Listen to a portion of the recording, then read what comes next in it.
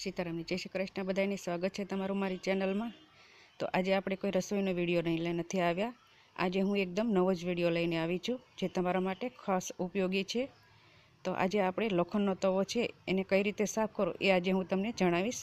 તો અહીંયા મારી પાસે લોખંડનો તવો છે, એ તમે જોઈ શકો છો કિનારીઓમાંથી અને બહારની કિનારીઓમાંથી પણ એકદમ સરસ રીતે તેલ જામી ગયેલું છે। સવારની ભાગદોડમાં આપણે સાફ તો કરીએ છીએ, પણ આ જામી ગયેલી ચીકાશ હોય છે એને આપણે સાફ કરવાનો ટાઈમ નથી હોતો। તો આજે એ કઈ રીતે સાફ કરો એ આજે હું તમને જણાવીશ। તો આ બધી ચીકાશ એકદમ જામી ગયેલી છે, એને કઈ રીતે સાફ કરી એ હું તમને જણાવીશ।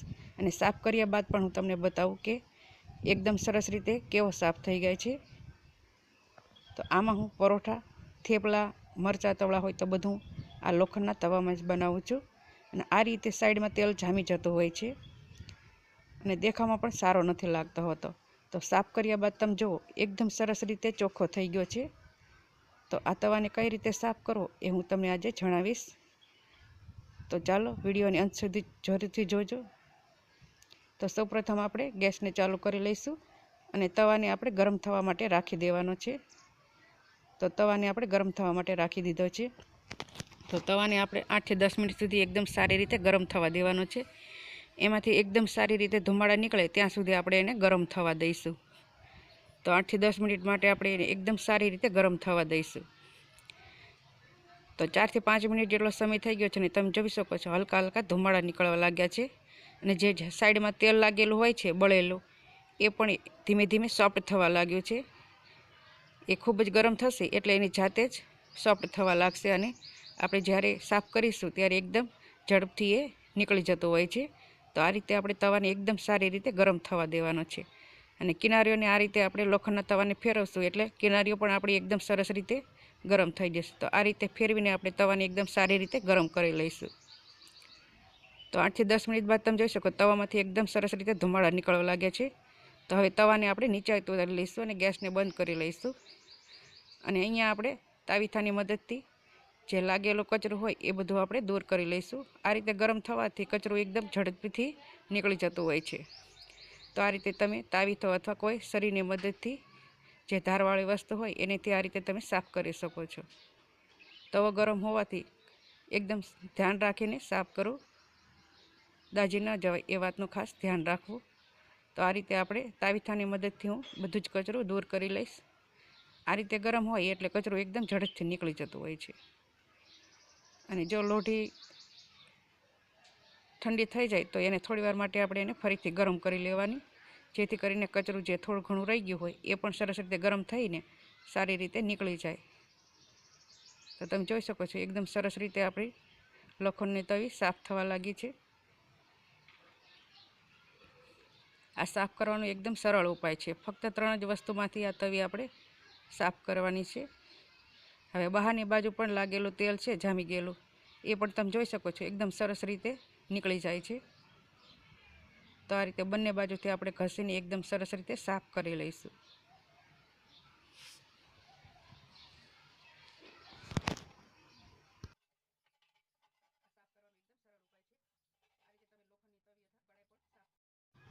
તો બંને બાજુથી આપણે એકદમ સારી રીતે સાફ કરી લીધી છે। તમે જોઈ શકો છો કેટલું બધું કચરું નીકળ્યું છે અને એકદમ સરળ રીતે બધું કચરું નીકળી ગયું છે।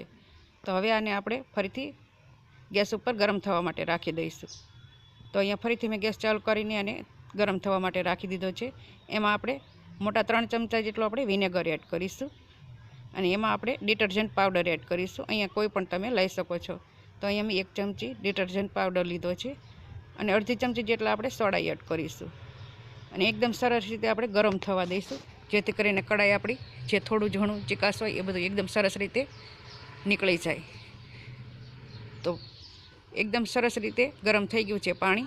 હવે એમાં આ રીતે આપણે સ્ટીલનો વાયર લેવાનો છે અને આ રીતે આપણે એને ઘસવાનો છે।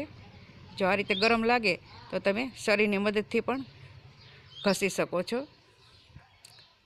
તો આ રીતે ગેસની આંચ આપણે ધીમી રાખીને આ રીતે એને 2 થી 3 મિનિટ માટે ઘસી લેવાનું છે।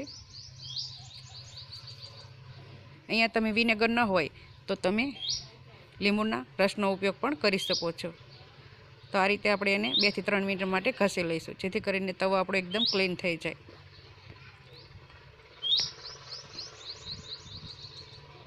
તો 2 થી 3 મિનિટ જેટલો સમય થઈ ગયો છે અને ગેસને હવે હું બંધ કરી લઈશું. અને તમે જોઈ શકો છો તવો આપણો એકદમ સરસ રીતે ચોખ્ખો બની ગયો છે. તો હવે હું તમને ધોઈને બતાવું. તો તવાને હું તમને ધોઈને પણ બતાવી દઉં કે કેટલો આપણો ચોખ્ખો થઈ ગયો છે. તો અહીંયા તવાને મેં સરસ રીતે પાણીથી ધોઈ લીધો છે. બહાર અને અંદર તમે જોઈ શકો છો એકદમ સરસ રીતે ચોખ્ખો થઈ ગયો છે. એકદમ ક્લીન થઈ ગયો છે. ફક્ત 3 જ વસ્તુથી આપણો તવો એકદમ સરસ રીતે ચોખ્ખો થઈ ગયો છે. આ રીતે તમે લોખંડની તવી અથવા કડાઈ પણ ગરમ કરી શકો છો. તો આ રીતે એકવાર જરૂરથી ટ્રાય કરજો. પહેલાં કરતાં એકદમ ચોખ્ખો બની ગયો છે અને એકદમ ચમકદાર બની ગયો છે. તો આ રીતે એકવાર જરૂરથી ટ્રાય કરજો. અને તમને આજનો મારો વિડીયો પસંદ આવ્યો હોય તો તમારા ફ્રેન્ડ્સ અને ફેમિલીમાં શેર કરજો. ચેનલ પર નવા હોય તો ચેનલને સબસ્ક્રાઈબ કરજો અને કમેન્ટ કરીને જરૂરથી જણાવજો કે તમને આજનો વિડીયો કેવો લાગ્યો.